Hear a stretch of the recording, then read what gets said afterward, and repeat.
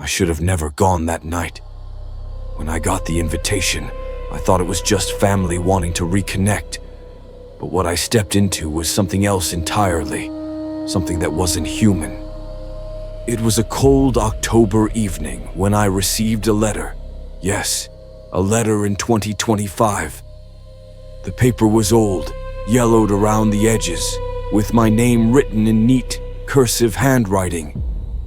Dear Ethan, it's been too long. Before I leave for the States, I'd love to have you over for dinner and stay the night. It'll be like old times. Cousin Dave. I hadn't spoken to Dave in over 15 years. The last time I saw him was at a relative's funeral. But curiosity got the better of me. I called the number written at the bottom. It rang once, twice, and then a crackling voice answered. One that didn't quite sound like him, but close enough. He said, "We'll be waiting, Ethan. Don't be late." The address was strange, a location deep in the woods, miles away from the nearest town.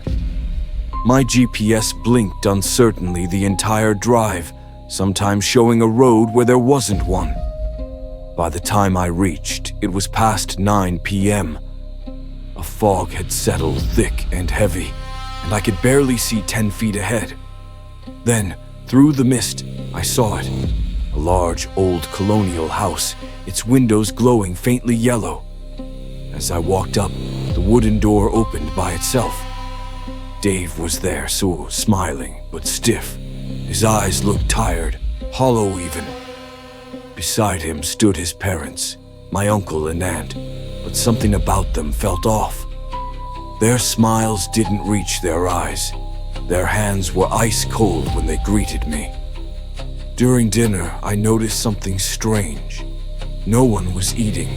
They just kept staring at me as I chewed. Every time I asked a question, their response was delayed, as if they were listening to something else. Then, the lights flickered.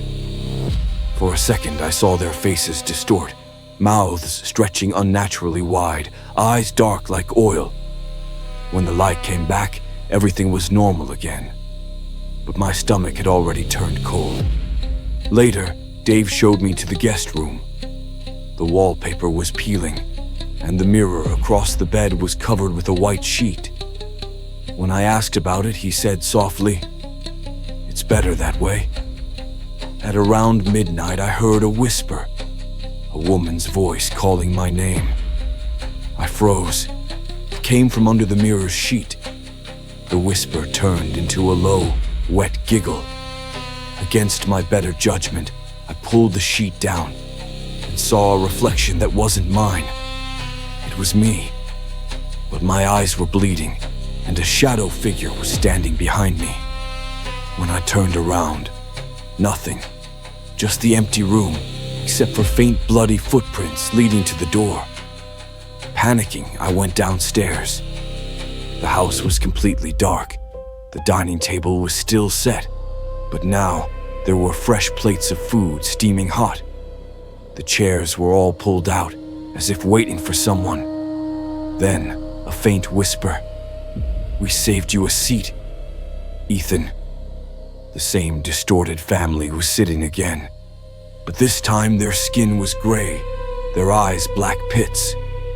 Dave stood up, head twitching violently, and said, "We never left, Ethan. You did." The walls began to bleed. Shadows crawled across the ceiling like tendrils. I ran through the back door that opened deep in the woods. I ran through the fog, through the woods, until I reached my car and sped away. When I reached home, it was almost dawn. My parents rushed to the door, faces pale. "Where were you? We were so worried," my mother shouted. "Dave and his parents just called. They said you never arrived."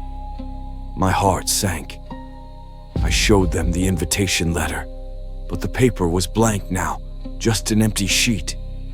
When I checked my phone's call history, there was no record of any call that night. I didn't sleep for days after that. A week later, We found out Dave and his parents had died in a car accident 10 years ago. My parents were equally shocked. If you ever get an invitation from someone you haven't spoken to in years, don't go. They might not be who you remember, and if they say, "We'll be waiting," just hope they don't mean it literally. See you next time. Until then, wish you a very good night and sweet nightmares.